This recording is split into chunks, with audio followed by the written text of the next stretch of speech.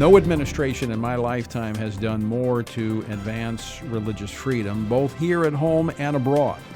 And I can say that with knowledge. As the chairman of the U.S. Commission on International Religious Freedom, I see what this administration is doing. I'm a part of it.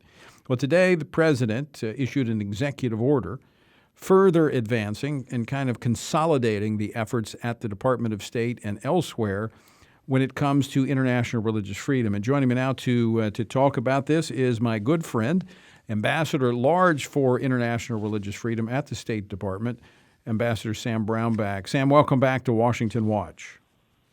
Hey, thanks, Tony. Appreciate it. And yes, today was a big milestone day. No administration has ever done an executive order on international religious freedom, and then one is really expansive as what the one the administration did today. This is a big day on issues regarding religious freedom, and particularly those abroad. And you can tell when an administration is putting teeth into something because they actually put money into it. And this is directing our money because you speak very loudly internationally with your money, and this is directing USAID as America's international relief organization to put money toward programs that actually advance international religious freedom. Yes. And this is another, just really huge move taking place, is to tie our development aid in with part of our values. And one of our core values is religious freedom. And by this executive order, the president's saying within the next 180 days, I want a plan from State Department and USAID on how you're going to integrate and expand and really kind of feather into all of statecraft and all of the foreign policy apparatus and our development money, this concept of international religious freedom and how we're going to expand it and target the countries too. There are special watch list countries or countries of particular concern that are the worst of the worst actors on religious persecution, how we're going to target them to really force them to step up and do a better job on religious freedom. In fact, this calls for making sure that international religious freedom is integrated into our diplomacy. So when conversations are being had with these countries, and many times diplomats don't want to touch this issue, this is not an issue they want to talk about, it's saying, look, this has to be a part of the conversation. It does. If an entity of U.S. government, say the Treasury Department, Agriculture Department, has foreign apparatuses, and they do, they've got to engage on religious freedom issues as well. And in case some of your listeners are thinking, is this too much? Are we putting too much on this one topic?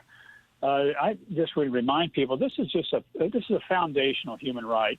You get this one right, and the others tend to flourish. The ability to speak, the ability to communicate, the ability to assemble, because this is just such a hard one for a lot of countries and in a lot of places. So that's why we really want to put a lot on this one. This is your fundamental. You get your fundamentals right, you can do more. You get your fundamentals wrong, things sink faster.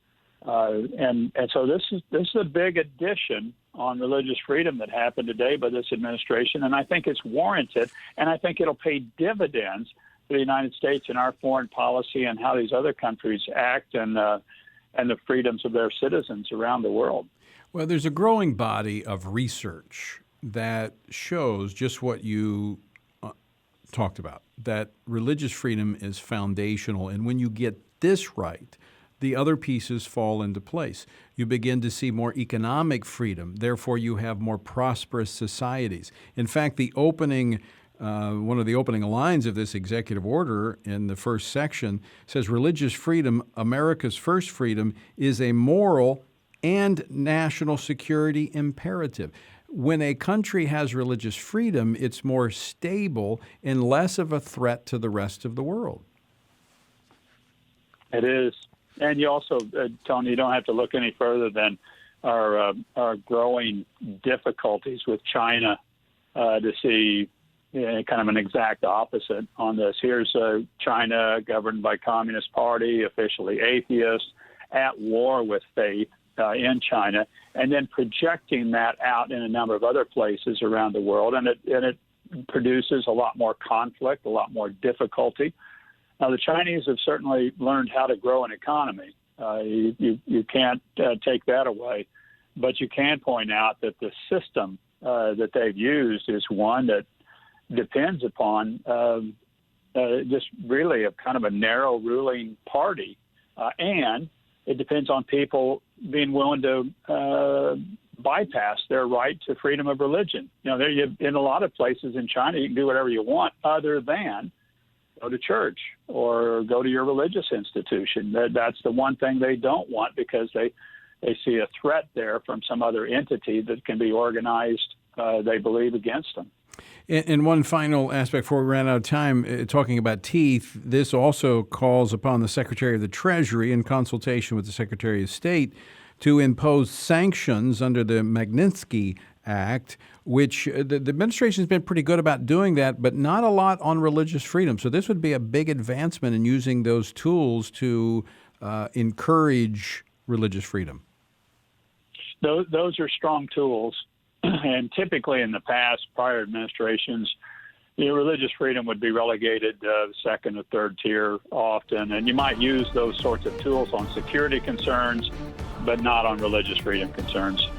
Well, we are grateful for the president signing this executive order, advancing once again international religious freedom, and of course, very grateful for you, Ambassador Brownback, for the work that you're doing internationally, carrying out those policies. Happy to do it. God bless you, Tony, and your listeners. All right, Ambassador Sam Brownback, International Religious Freedom.